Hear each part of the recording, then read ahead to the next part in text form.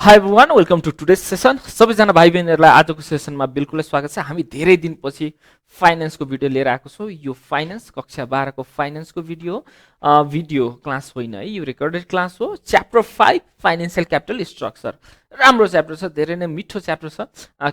Financial capital structure chapter 5। यो कति मजाको शब्द छ, फाइनेन्सियल क्यापिटल स्ट्रक्चर। स्ट्रक्चर भन्ने बित्तिकै हामी कम्पोजिसन बुझ्छौँ। के बुझ्छौँ? कम्पोजिसन। कम्पोजिसन भनेको एउटा भन्दा दुईटा कुराहरूले चाहिँ मिलेर बनेको है। जस्तो अब यसमा दुईटा शब्द छ, एउटा फाइनेन्सियल, अर्को capital. Finance and capital are two different things. यदि फाइनेन्सकै कुरा गर्ने हो भने, फाइनेन्सभित्र बसेर कुरा गर्ने हो भने फाइनेन्सियल र तपाईँको चाहिँ क्यापिटल भनेको डिफ्रेन्ट कुराहरू आउँछ। यसैको बारेमा हामी बुझ्ने कोसिस गर्नेछौँ। पहिला त हेरौँ फाइनेन्सियल स्ट्रक्चर। ओके, फाइनेन्सियल भएछ, फाइनेन्सियल स्ट्रक्चरलाई बुझ्ने कोसिस गरौँ। फाइनेन्सियल स्ट्रक्चर कसरी कम्पोजिसन कसरी हुन्छ त्यसलाई हामी हेरौँ। फाइनेन्स, हामी सबैले फाइनेन्स के गर्ने? एसेट्समा फाइनेन्स गर्ने हो। सबैले केमा फाइनेन्स गर्छ? एसेट्स। एसेट्समा फाइनेन्स कहाँबाट हुन्छ त? खास गरी यसमा कहाँबाट फाइनेन्स हुन्छ?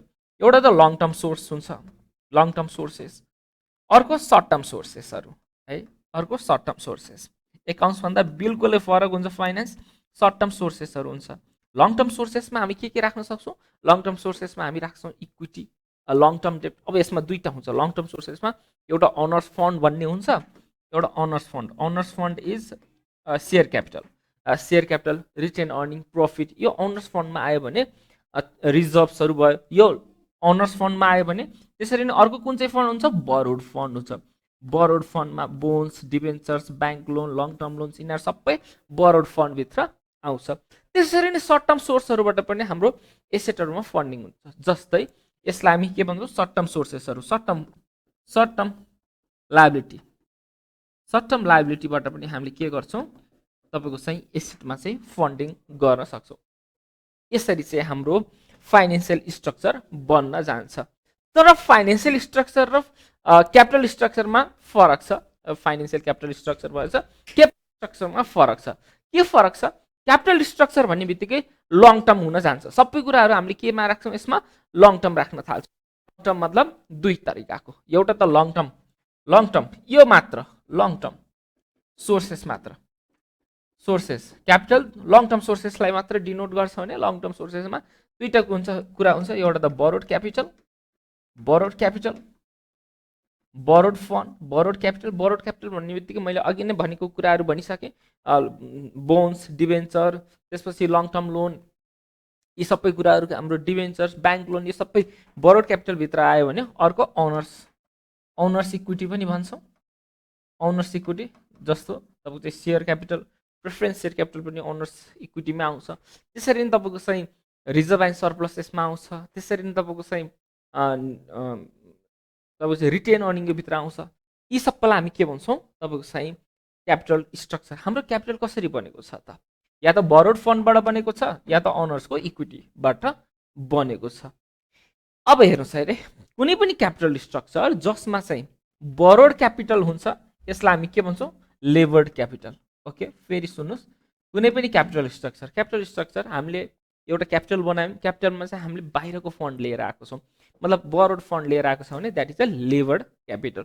यदि हामीले चाहिँ त्यसमा बाहिरको क्यापिटल ल्याएको छैन, हामीले कोहीसँग पनि ऋण मागेको छैन, लङ टर्म लोन हामीले कसैसँग पनि मागेको छैन भने त्यसलाई हामी के भन्छौँ? अनलिभर्ड क्यापिटल। अनलिभर्ड क्यापिटल। यो सामान्य जानकारी भए यो च्याप्टरमा मैले यो कुराहरू तपाईँहरूलाई बुझाउने कोसिस गरेँ। फेरि एकचोटि सुन्नुहोस् है, मैले यसमा फाइनेन्सियल स्ट्रक्चर र क्यापिटल स्ट्रक्चरको फरक बताइदिएँ। फाइनेन्सियल भन्ने बित्तिकै फाइनेन्स, एसेट्समा फाइनेन्स कहाँबाट हुन्छ? एउटा त लङ टर्म सोर्सेसहरूबाट हुन्छ, अर्को short term sources. Long term sources भन्ने बित्तिकै एउटा बरोड क्यापिटल, अर्को ओनर्स इक्विटी, यो दुईटाबाट हुन जान्छ। त्यसरी नै सर्ट टर्म लायबिलिटी मतलब सर्ट टर्म सोर्स भन्दा सर्ट टर्म लायबिलिटीबाट नै हामीले कहिलेकाहीँ एसेटहरू फन्ड गर्छौँ। यो सबै हाम्रो केमा आयो? Financial structure. त्यसपछि हाम्रो अर्को आयो क्यापिटल स्ट्रक्चर। क्यापिटल स्ट्रक्चर भन्ने बित्तिकै मैले कुरा भने लङ टर्म कुराहरू है, लङ टर्म फाइनेन्सको कुराहरू। लङ टर्म फाइनेन्सको कुरामा दुईटा कुरा आउँछ, एउटा चाहिँ बरोड क्यापिटल, अर्को owners equity. Borrowed capital, long term borrowed क्यापिटलमा के आउँछ? बोन्स, डिबेन्चर्स, त्यसपछि तपाईँको चाहिँ long term loan, bank loan, यिनीहरू सबै हाम्रो चाहिँ लङ टर्म लङ टर्म सोर्सेसमा आयो भने ओनर्स इक्विटी त आफैमा पनि लङ टर्म हुन जान्छ। यदि हामीले बाहिरबाट चाहिँ लोन लिएका छौँ अथवा हामीले चाहिँ लङ टर्म बरोड क्यापिटल लिएको छौँ भने यसलाई हामी के भन्छौँ, लिभर्ड क्यापिटल भन्छौँ भने यदि हामीले बाहिरबाट क्यापिटल लिएको छैन, बाहिरबाट हामीले फन्ड लिएको छैन भने त्यसलाई हामी अनलिभर्ड क्यापिटल भन्छौँ। तर यो च्याप्टरमा हामीले त्यो कुराहरू पढ्दैनौँ। यो च्याप्टरमा बिल्कुल नयाँ कुराहरू पनि हामी पढ्छौँ। यो च्याप्टरमा हिसाब आउने भनेको 5 मार्क्सको हिसाब आउने भनेको ब्रेक इभन एनालाइसिस। यहाँबाट चाहिँ तपाईँलाई चाहिँ 5 मार्क्सको हिसाब आउँछ।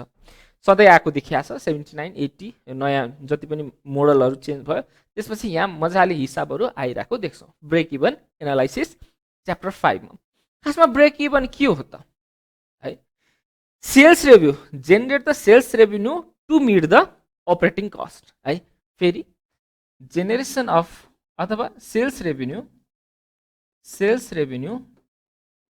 To meet the operating cost. Operating कस्टलाई मिट गर्नको लागि हामीले यदि त्यति नै बेच्छौँ भने त्यसलाई हामी के भन्छौँ, break even point. Break even point भनेको त्यस्तो पोइन्ट जुन चाहिँ तपाईँको चाहिँ अपरेटिङ कस्ट भेट्नको लागि एकदम रेडी छ। अपरेटिङ कस्ट भनेको तपाईँको चाहिँ अपरेटिङ कस्टहरू दुईटा हुन्छ, एउटा हुन्छ तपाईँको चाहिँ भ्यारिएबल कस्ट, अर्को फिक्स कस्ट। मतलब हेर्नुहोस् त, हामीले त्यति नै सेल गर्नु पर्यो जति हाम्रो भ्यारिएबल कस्ट र फिक्स कस्टलाई मिट हुन्छ। यदि त्यति मात्र सेल गरेको छौँ, भोल्युम अथवा अब यो सेल्स रेभेन्यू अथवा भोल्युम पनि हुनसक्छ है, भोल्युम पनि यसमा राख्न सक्छौँ। सेल्स रेभेन्यू कति रुपैयाँको बेच्ने, भोल्युम कतिवटा बेच्ने। भोल्युम भन्ने बित्तिकै युनिट्समा आयो, रेभेन्यू भन्ने बित्तिकै रुपिजमा आयो है। कति रुपियाँको बेच्ने अथवा कतिवटा बेच्यो भने चाहिँ हाम्रो अपरेटिङ कस्ट चाहिँ कभर हुन्छ अथवा हाम्रो भ्यारिएबल कस्ट र फिक्स कस्ट चाहिँ कभर हुन्छ। यसलाई नै हामी के भन्छौँ, ब्रेक इभन सेल्स भन्न जान्छौँ। एउटा सानो इन्कम स्टेटमेन्ट बनाएर देखाउँछु, मलाई जहाँसम्म लाग्छ सबैजना भाइ बहिनीहरूले बुझ्नुहुन्छ। इन्कम स्टेटमेन्ट हेर्नुहोस् त, सुरुमा हाम्रो के आउँछ, सेल्स, त्यसपछि के आउँछ हाम्रो भ्यारिएबल कस्ट घटाउँछौँ, त्यसपछि हाम्रो के आउँछ, कन्ट्रिब्युसन मार्जिन आउँछ,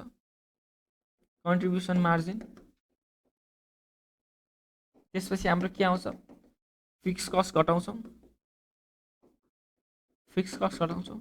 त्यसपछि आउने भनेको हाम्रो के हो, तपाईँको चाहिँ प्रफिट। ओके, यसलाई हामी के भन्छौँ, प्रफिट।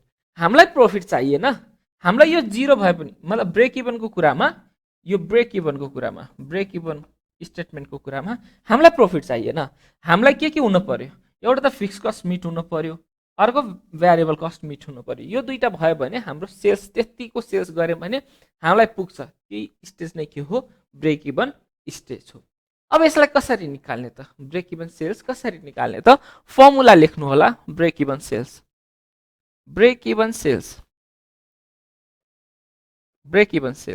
है। यदि सेल्स टोटल छ भने पर युनिट पनि गर्दा हुन्छ। ल, ब्रेक इभन सेल्स कसरी निकाल्ने त, फिक्स कस्ट जहिले पनि fix cost upon contribution margin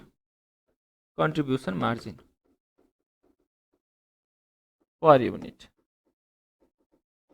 फेरि हेर्नुहोस्, फिक्स कस्ट जति छ, कन्ट्रिब्युसन मार्जिन पर युनिट। एउटा युनिटमा कति कन्ट्रिब्युसन हुन्छ, कन्ट्रिब्युसन कसरी निकाल्ने, contribution margin sales price per unit minus variable cost per unit. यो पनि लेख्नु होला, कन्ट्रिब्युसन मार्जिन इक्वल टु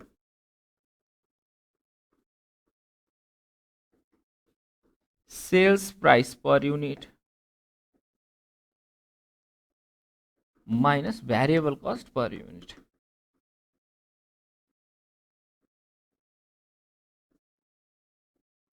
यस्तो गऱ्यो भने हाम्रो कन्ट्रिब्युसन मार्जिन पर युनिट आउँदो रहेछ। ल, contribution margin per unit, fixed कस्टलाई कन्ट्रिब्युसन मार्जिन पर युनिट गऱ्यो भने हाम्रो यो आउँछ ब्रेक इभन सेल्स केमा, यो आउँछ हाम्रो युनिट्समा। अब रुपिजमा ल्याउन छ भने के गर्ने है, ब्रेक इभन सेल्स इन रुपिजमा निकाल्न छ भने बिइपी युनिट्समा, जुन चाहिँ युनिट्समा हामीले यहाँबाट आन्सर निकालेको छ, इन्टु सेलिङ प्राइस गऱ्यो भने त आइहाल्यो, सेलिङ प्राइस पर युनिट। मान्नुहोस् मेरो 5000 बिइपी आयो, ब्रेक इभन पोइन्ट युनिट्समा कति आयो, 5000। एउटा बेचेको 10 रुपियाँको छ भने मेरो टोटल सेल्स कति हुनु पर्यो त 50,000 हुनु पर्यो रुपिसमा। त्यही सिम्पल कुरा छ। अथवा यसरी पनि नगर्ने भए तपाईले चाहिँ के गर्न सक्नुहुन्छ, fix cost upon PV ratio है, कतै कतै सीएम रेशियो पनि भन्छ, कन्ट्रिब्युसन मार्जिन रेशियो पनि भन्छ, अथवा पीवी रेशियो पनि भन्न सकिन्छ यसलाई। फिक्स कस्ट अपन पीवी भनेको के हो, कन्ट्रिब्युसन मार्जिन अपन सेल्स है। यसरी चाहिँ हामीले यसरी पनि रुपिसमा निकाल्न सकिन्छ है। मलाई जहाँसमा लाग्छ यो दुईटै इम्पोर्टेन्ट फर्मुला हो, यही तपाईको चाहिँ यहाँबाट चाहिँ क्वेशन आएको देखिन्छ। जति पनि अहिलेसम्म क्वेशन एक्जाममा आएको छ सबै यहीँबाट आएको छ है। फेरि हेरौँ, ब्रेक इभन सेल्स भनेको त्यस्तो सेल्स जहाँ चाहिँ हाम्रो अपरेटिङ कस्ट बराबर हो, अपरेटिङ कस्ट बराबरको हाम्रो सेल्स गर्ने। अपरेटिङ कस्ट भन्ने बित्तिकै दुईटा कस्ट, एउटा त भ्यारिएबल कस्ट, अर्को फिक्स कस्ट। इन्कम स्टेटमेन्ट सानो बनाउने कोसिस गरेँ। सेल्समा हामीले भ्यारिएबल कस्ट घटायौँ भने कन्ट्रिब्युसन मार्जिन आयो, कन्ट्रिब्युसन मार्जिनमा फिक्स कस्ट घटाएपछि हाम्रो प्रफिट आयो। ओके, ब्रेक इभन सेल्स यदि युनिट्समा निकाल्न छ भने कसरी गर्ने, फिक्स कस्टलाई कन्ट्रिब्युसन मार्जिन पर युनिटले गर्ने। सर पर युनिट कसरी निकाल्ने, selling price per unit minus variable cost per unit गऱ्यो भने selling price per unit minus variable cost per unit आयो भने कन्ट्रिब्युसन मार्जिन पर युनिट। यहाँबाट चाहिँ हामीले के निकाल्न सक्छौँ, ब्रेक इभन सेल्स निकाल्न सक्छौँ युनिट्समा।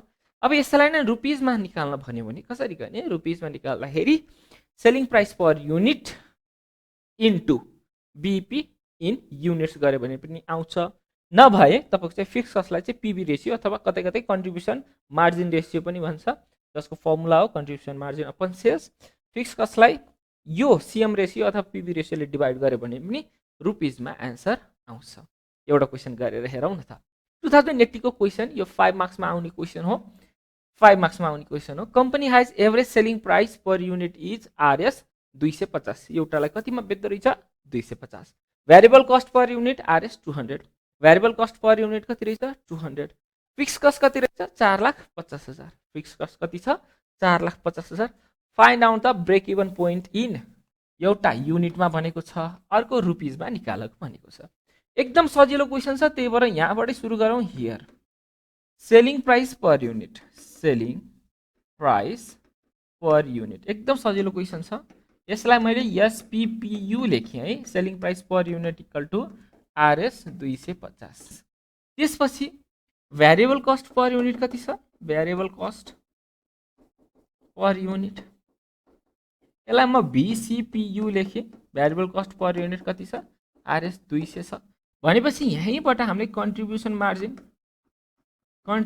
मार्जिन पर युनिट आउँछ, पर युनिट।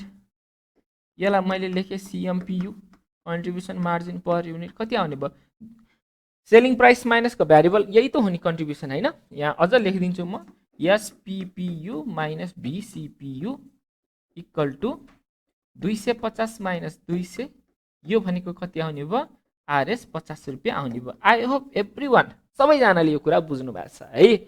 हाम्रो यहाँ फिक्स कस्ट कति आएको छ, fixed cost equal to RS 4,50,000। अब त हामी निकाल्न सक्छौँ। वी नो, हामीलाई के थाहा छ, बीपी ब्रेक इभन पोइन्ट युनिट्समा छ भने कसरी निकाल्ने, हामीले अघि भर्खर फर्मुला गरेको fixed cost divide by contribution margin per unit, CMPU लेखेँ मैले। फिक्स कस्ट कति छ 4,50,000 छ, सीएमपीयू कति हो, सीएमपीयू छ हाम्रो कन्ट्रिब्युसन मार्जिन पर युनिट 50 रुपियाँ, 5,9 भनेपछि कति भयो यो 9,000 युनिट्स। कति सजिलो छ, यही हो हिसाब इक्जाममा आउने। 9,000 युनिट्स चाहिँ हामीले बेचेकै हुनु पर्दो रहेछ। अब सेल्समा पनि निकाल भनेको छ, इन रुपिस पनि भनेको छ। इन रुपिसमा लैजाँदाखेरि बीईपी इन रुपिस, मैले दुईटा फर्मुला दिएको छु रुपिसमा लैजाँदाखेरि। या त बीईपी सेल्स गरिदिनु, बीईपी सेल्स युनिटमा जुन चाहिँ छ 9,000 इन्टु एसपीपीयू गरिदिनु, सेलिङ प्राइस पर युनिट। हामीले 9,000 वटा बेच्नै पर्छ, अनि एउटा बेचेको कति रुपियाँ आउँछ, एउटा बेचेको आउँछ 250 रुपियाँ है, 250 रुपियाँ। यो मल्टिप्लाई गरिदिनु, 9,555 को 5 4 टु द 18 22, 22,50,000। या त यो रुपिस चाहिँ नछोड्नु है अगाडि, या त यसरी पनि गर्न सकिन्छ, नभए रुपिसमा निकाल्न कसरी, और या त यसरी गर्नु होला, या त अर्को गर्ने fixed cost upon PV ratio यसरी गर्दा पनि हुन्छ। फिक्स कस्ट कति छ 4,50,000। पीबी रेशियो भनेको कन्ट्रिब्युसन मार्जिन अपन सेल्स 50/250। यसलाई गर्दा पनि 4,50,000 यो कति आउँछ 0.2 आउँछ। यसलाई भाग गर्दाखेरि तपाईको चाहिँ 22,50,000 आउँछ। या त यसरी गर्दा पनि हुन्छ है। ल यो रुपीज हो, यसरी गर्दा पनि आन्सर बराबरै आउँछ जुनै तरिकाले पनि। तर यो 9,000 चाहिँ निकाल्नु पर्यो। पार्ट 1 यो पार्ट 2, यो अगाडिको 2.5 तलको 2.5। Everyone got the point. सजिलो छ है। ल त्यसरी नै अर्को क्वेसन गरौँ। सबै क्वेसनमा यसरी नै सोधेको छ, युनिट र रुपीज, युनिट र रुपीज, युनिट र रुपीज है। सबैजनाले आफ्नो सेट हेर्यो भने सबैले थाहा पाउनुहुन्छ। ल हेर्नुहोस् यसमा पनि, यो पनि क्वेसन हेरौँ। सेलिङ प्राइस पर युनिट 20 रुपियाँ कति दिएको छ। ल सेलिङ प्राइस पर युनिट कति दिएको छ 20 दिएको छ। ल selling price per unit here लेखिदिउँ है। यस selling price per unit, selling price per unit कति दिएको छ एसपीपीयू 20 दिएको छ, आरएस 20। त्यसपछि हाम्रो variable cost per unit, variable cost per unit पनि दिएको छ। यसको मैले सर्ट फर्म दिएको छु बीसीपीयू। यो पनि कसरी छ 15 रुपियाँ छ। त्यसपछि फिक्स्ड, यहीँबाट हामीले कन्ट्रिब्युसन मार्जिन निकाल्न सक्छौँ। कन्ट्रिब्युसन मार्जिन पर युनिट सीएमपीयू कति छ रुपीज 20 माइनस 15। यसलाई यसरी लेखौँ अझ एसपीपीयू माइनस बीसीपीयू। यो भनेको 20 माइनस 15 भयो, यो भनेको रुपीज 5 रुपियाँ भयो। I hope everyone is clear about this. Fixed operating cost कति दिएको छ, फिक्स्ड अपरेटिङ कस्ट